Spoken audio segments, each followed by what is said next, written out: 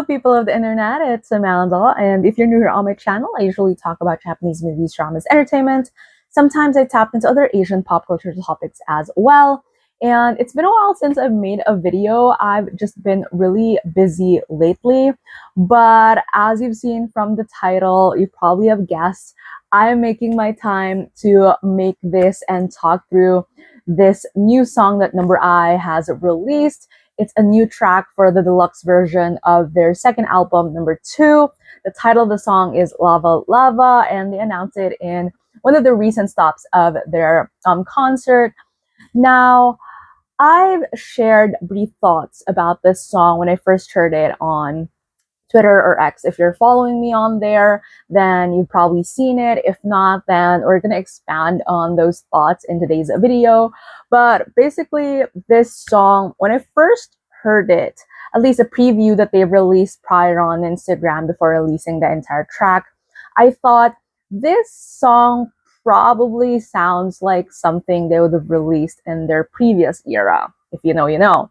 But then it got me thinking as I'm waiting for the actual release of the track that maybe not. There's definitely gonna be rap, hip-hop elements to it that is very like the core of No.I's current music, but I'm still kind of like curious as to how it ties into the whole vibe of the album and just generally like how this meshes with like their current discography so far.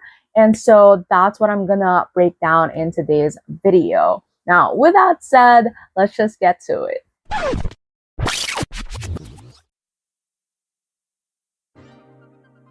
First off, I love that they're using visualizers for these bonus tracks, very similar to Hirakigoma. It reminds me so much of, you know, growing up in the 90s, 2000s with like the media player visualizers.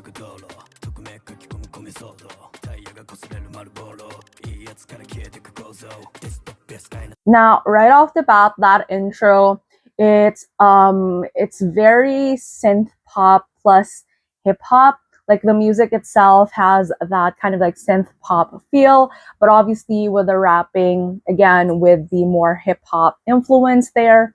I just really like the mesh of sounds that they've been trying out. Like what's so exciting to me about No.I's music in general, I'm not just saying this as a fan, but also someone who just likes music in general, is because they like, to those who are probably not listening to their music and only listens to their lead tracks, like it might come off as they're just staying in this one particular lane.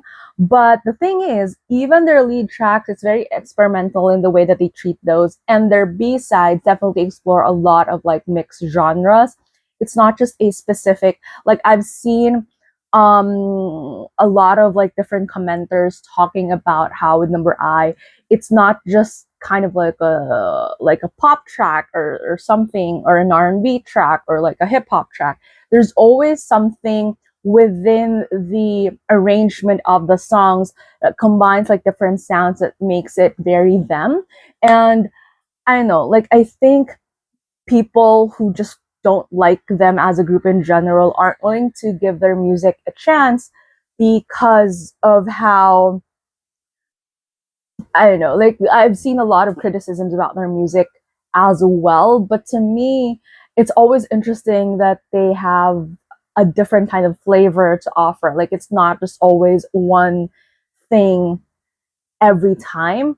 And even the entire album, it has a sense of like cohesion to it, but it doesn't mean that every single track is the same. Like there's always kind of like the flow. And even for I've talked about this in my No.II full track review before, that now the format that they've done where there are kind of like speaking cuts in between, or speaking tracks in between, that serves as transitions to each of their tracks, really help in terms of delivering a story without it restricting them in a specific genre, just to make sure that the album flows nicely. And I think that can be said as well with Lava Lava. Like this song is definitely outside of, you know, something that they've already tried, but it still kind of like ties in together with like other tracks, which I'll be discussing later on as we go along.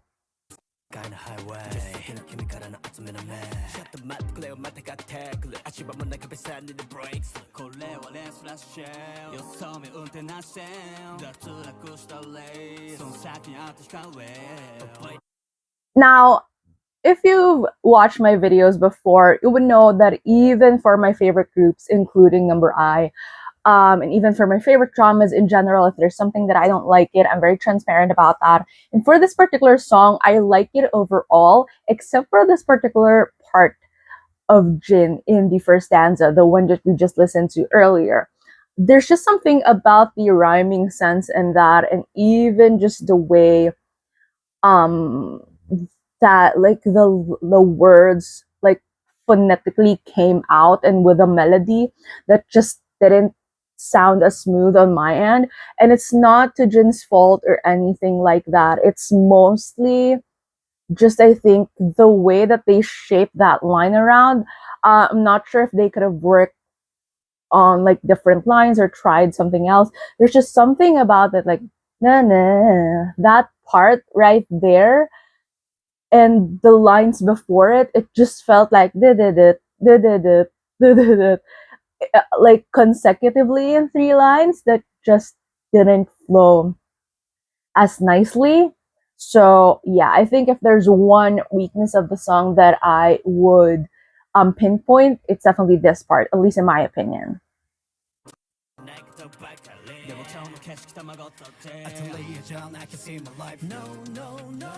And then this one, I really love this chorus part.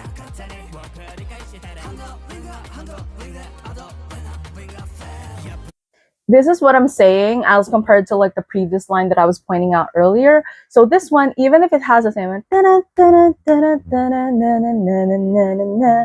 there's something about it, like that was paced really well in terms of that one earlier. It just felt like there was something about it that was pulling it not so nicely, you know, as compared to this one. The cadence and the pacing of the way that it was pronounced, it was sung, just the rhythm of it sounds really good. So yeah, that was what I was trying to explain earlier. Yeah, again, the pacing of the chorus just works really well.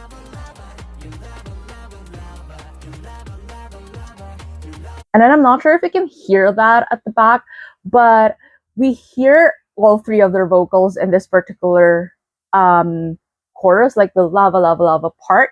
But the higher notes or higher registers definitely with Kishi and Jin. And then the lower register, if you listen very closely, like the bass of that, you can still hear Sho's voice.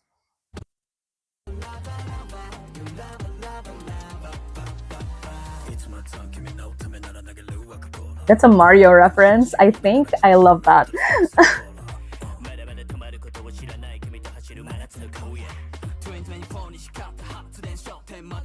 Now, with that reference line, I was wondering if this is very similar to Numbers Your Zone or Hirakegoma or something like that.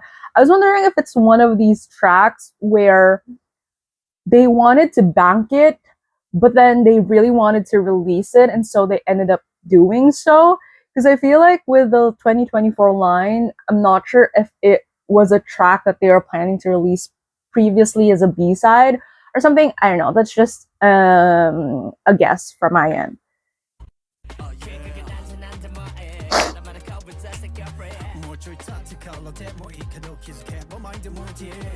And then for the lyricism of this one, again, they've described the song as something that's very fun, something that you can like listen to while you're on a drive, and very similar to like other tracks when it comes to No.I. It's always taking the fans along for the ride, literally, figuratively, metaphorically, whatever, however you want to put it.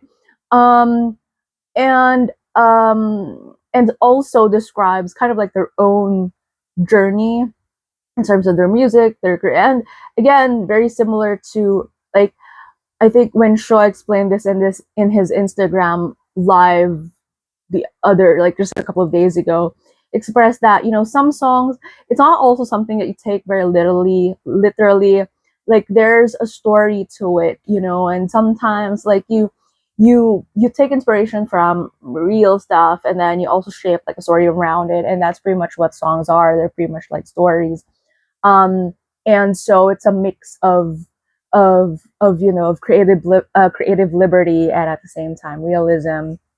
So all of that, shouldn't say all of that. All he said was like songs or stories. But anyways, like that's kind of like the vibe that I'm getting at with this one as well. So yeah.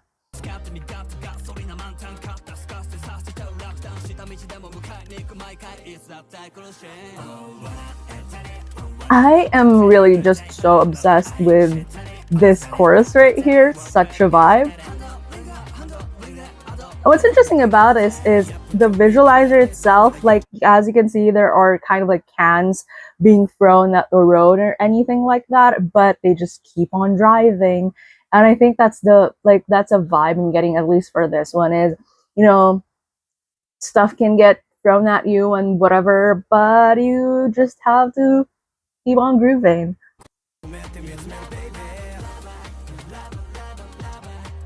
So catchy.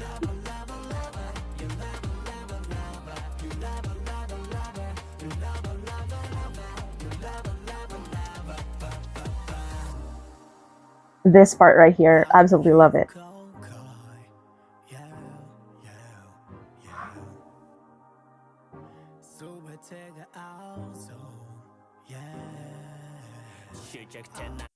Okay, so for that particular line, I have just so many things to say. Number one, Cho's vocal is really good. Number two, ties in really well together in terms of ATAMI.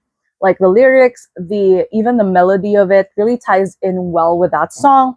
For this one, like this scene right here also kind of like mimics the set that they had when they performed ATAMI in their YouTube live. But then another thing about this, like just that line alone, na, na, na, na, na, na, yeah. For that line, again, going back to the initial criticism that I have in the earlier part of the song, they could have done like that particular progression. You know, it's not gonna be like 3 lines of the same kind of like flow or whatever. And if you're gonna go with that, it can't just be like, I'm not sure if that's making sense, but obviously like you can like compare the differences in terms of the way that the kind of like the rhythm just went, and even the progression of the notes from the tail end. That usually makes a difference in terms of like songs that has like very difficult kind of like progressions. But anyways, so I just really love that entire like line and delivery, and again the way that it ties into the lyrics of ATAMI.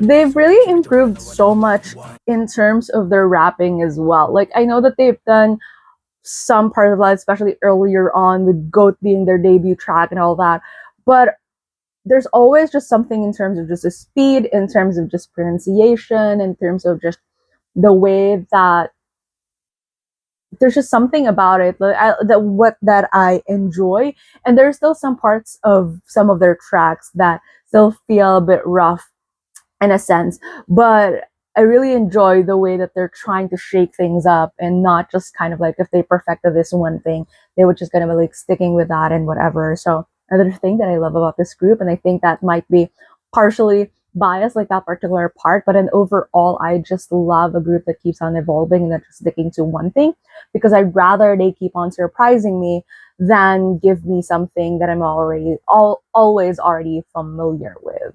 You know, I like it when they're being unpredictable. This chorus, I swear, I just love it.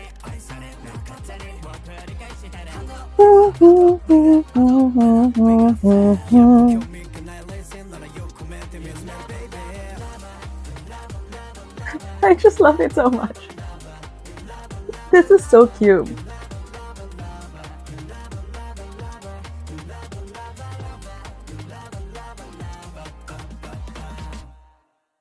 and then ended up abruptly like that. And I think, the thing with that song is, and the thing with No.I's music in general is, as I mentioned, it has a very synth pop feel to it. But then at the same time, I think what I love the most about their music is they take inspiration from a lot of like retro sounds, but still make it, fresh and modern for the streamable era. And I think one of my pet peeves in songs recently, and I'm not saying all, but like a lot of like songs lately, is it's pretty much made for TikTok, and not so much in terms of just listening. The way that some of their tracks are made for, say, listening as you drive, or made for live performances or something like that. You can definitely kind of like segment No.I's songs into these different categories, and it's not kind of like just this one thing that's made to sound TikTok viral, and I'm not saying that songs made to sound made to be TikTok viral are bad. It's just that generally there's so much of it saturating the current space, and if it's trending organically, then sure, which I think initially how it was, but now there's just a lot of tracks intentionally sounding like that, and it's quite surprising when you hear the entire song, and you're like, there's more to it than just that particular trending audio, So what I think generally I like is that kind of like still old school-ish feel to it, but at the same time there's still kind of like okay, that shifted in a direction that I didn't expect, but also the shift is really interesting and nice. And yeah, generally, and I'm very partial in a sense that this may be, part of me is biased over their music because again, I am a fan of the group, but also just in a sense that it's really hard for me to find something that I'm very interested in unless it's something that would surprise me. Because I'm the type of person who just sticks to something that I love. And there's songs on my playlist that are 10, 12, 15 years old and more, because I just find it so hard to find music that has a certain sense of livability, at least in the way that I want to listen to it. And so I'm really happy that with No.I tracks, there's a lot of that, is because I think in part the idea of it being like just a mixed genre bag. So yeah, overall, LAVALAVA, think it's cool. One part, 3 lines probably that I didn't enjoy as much, and it's mostly because of just the arrangement in that particular part, to nobody's fault other than maybe them trying different variations of it and going with that. I don't know, but yeah, just generally I find this track really enjoyable. That chorus is just something that's so fun, and I absolutely just love it. And I think I talked about Cho and Jin. Kishi, obviously, one of my favorite vocals. I love that his kind of like unique way, and I think the members also talked about this before, but the way that he uniquely adds a twist with the way that he just sings or raps to songs definitely gives a sense of additional flavor to their songs, because all 3 of them have different styles, and all of those serve a certain purpose in all of the tracks that they sing. So yeah, anyways, okay, so with that said, so tell me in the comments below, what are your thoughts on LAVALAVA? Which track or tracks do you like the most in No.II deluxe? I'll be putting all the links to that down in the description below. As usual, if you like this video, please give it a thumbs up, and if you're new to my channel and you would want to hear more from me, please subscribe.